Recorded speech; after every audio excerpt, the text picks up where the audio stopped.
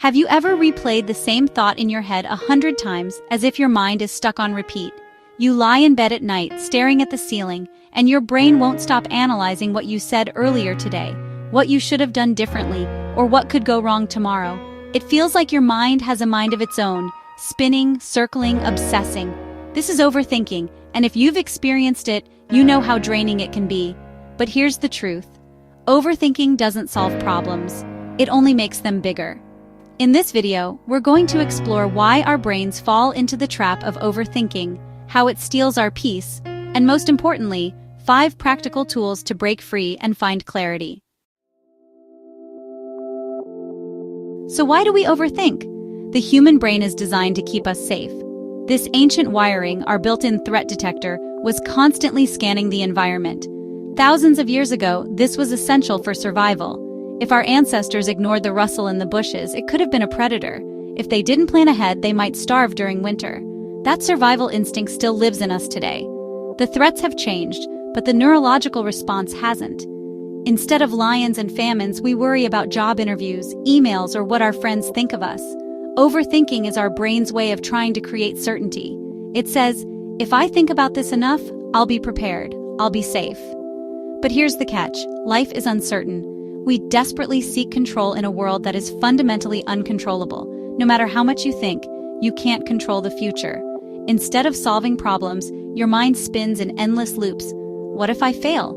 What if they don't like me? What if I make the wrong choice?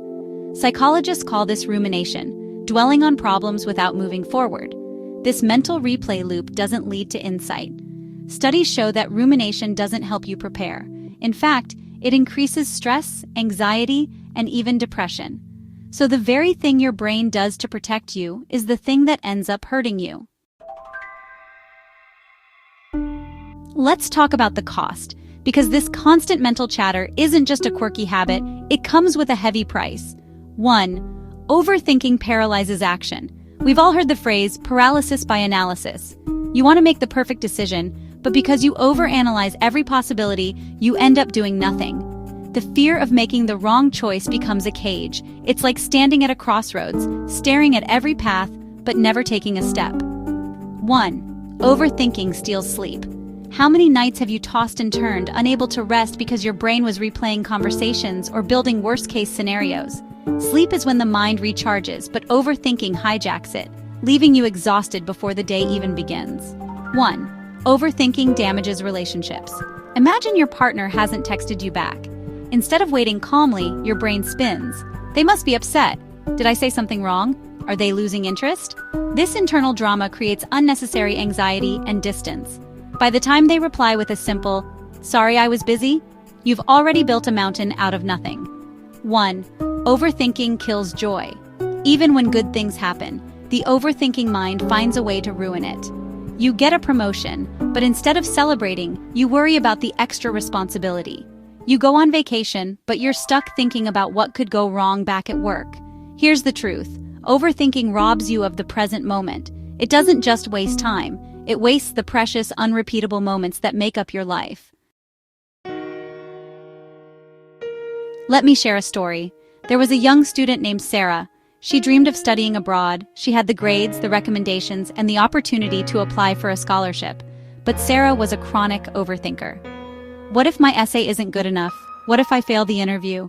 What if I get accepted and then can't handle the pressure? She thought and thought day after day. Weeks went by. The application deadline came and went. She never applied. Years later, Sarah looked back with regret. It wasn't rejection that stopped her. It was her own overthinking. This is the silent tragedy of overthinking, not the mistakes we make, but the chances we never take. So what's the alternative? Do we just stop thinking? Of course not. Thinking is powerful. It helps us plan, create, and solve problems. The problem isn't thinking, it's thinking without clarity. Overthinking is like muddy water. The more you stir it, the cloudier it becomes. Clarity comes when you stop stirring and let the water settle. This is where mindfulness and philosophy can help. Buddhist teachings remind us, you are not your thoughts. Thoughts are like clouds passing through the sky. You don't have to chase them. You can simply observe them. The Stoics, too, taught the same wisdom. Epictetus said, "It is not things themselves that disturb us, but our judgments about them." In other words, it's not the situation, but the story we tell ourselves about the situation that causes suffering. Clarity comes when we stop being trapped in the story and start seeing reality as it is. Now let's get practical. These aren't complex theories, but simple, actionable techniques. Here are 5 tools you can use to stop overthinking and find clarity in the moment. Tool 1. The 5-4-3-2-1 grounding method. When your mind spirals with anxious thoughts, this technique brings it back to the present moment by engaging your senses. Notice 5 things you can see, 4 things you can touch, 3 things you can hear, 2 things you can smell, 1 thing you can taste. This exercise interrupts the thought loop and grounds you in the here and now. Tool 2. Journaling. Take your thoughts out of your head and put them on paper. When you write down your worries, 2 things happen. You free up precious mental space by externalizing the chaos, and you begin to see patterns you couldn't spot when they were just noise in your head. Try this. Set a timer for 10 minutes and write every thought without censoring. When the timer ends, close the notebook. Leave the worries there. Tool 3. The worry timer. If you can't stop worrying, schedule it. This contains the anxiety. Set aside 10 minutes each day as your worry time. During that time, worry all you want. But once the timer ends, you must consciously move on. This tells your brain, I've acknowledged the worry. Now it's time to live. Tool 4. Take action. Overthinking thrives in inaction. The moment you take even one small concrete step, you create forward momentum and the spiral breaks. If you're stuck in what if, try this. Instead of thinking, what if I fail the exam? Study for 20 minutes. Instead of thinking, what if they reject me? Send the email.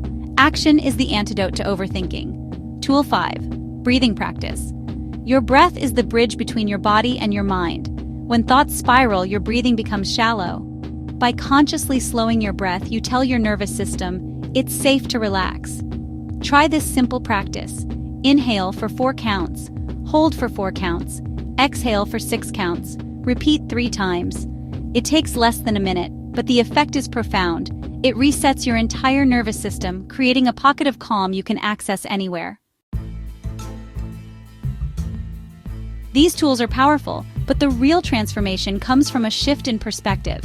Instead of asking, how can I control every outcome? Ask, how can I stay calm and clear no matter the outcome? Instead of clinging to certainty, embrace curiosity. Life is uncertain. That's not a problem. That's the adventure.